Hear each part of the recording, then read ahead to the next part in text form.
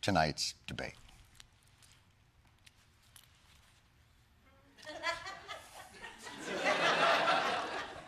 Both of these men should be using performance-enhancing drugs. Well, it was the night of all nights, and it certainly did deliver. The first and much anticipated presidential debate between Joe Biden and Donald Trump took place in Atlanta, and it was nothing short of both entertainment and a disaster.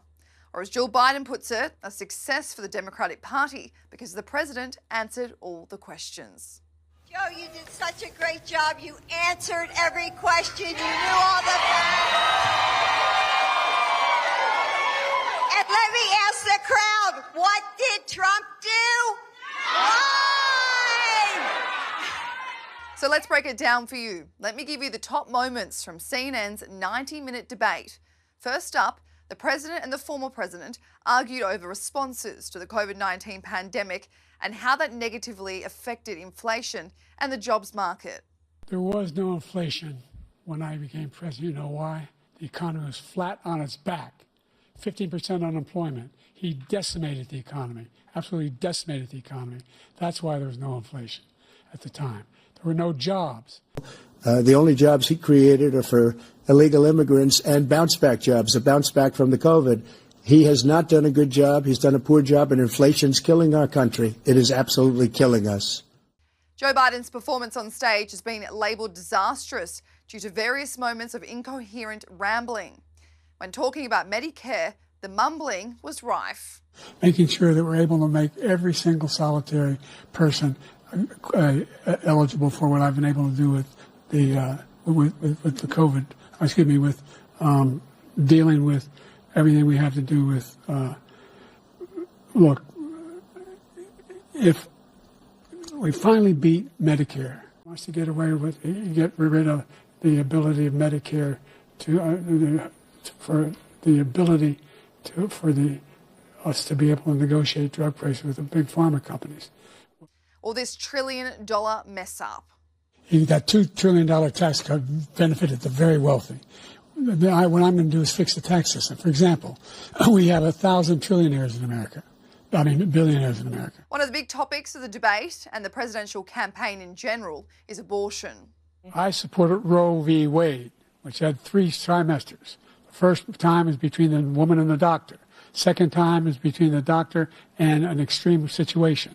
The third time is between the doctor, between the woman and the state. The idea that the politicians, that the founders wanted the politicians to be the ones making decisions about women's health is ridiculous. In a bizarre twist for the evening, the former president and the president even debated golf. By the way, I told you before, I'm happy to play golf if you carry your own bag. Think you can do it? That's the biggest lie. He's a 6 handicap of all. I was an 8 handicap. Yeah. 8. Never. But I have, how many? I've seen you swing. I know you swing. Okay, let's not act like children. President Trump, we're going to Let's not act like children. This later prompted a trolling Instagram post from Donald Trump.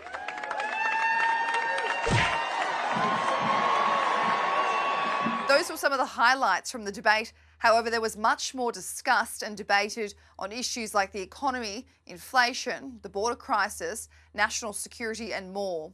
So who won the debate? Well, CNN's poll gave a resounding victory to Trump, with 67% voting with the former president and just 33% voting for Joe Biden. But one of the more startling parts of the presidential debate has been the reactions from all sides of the media.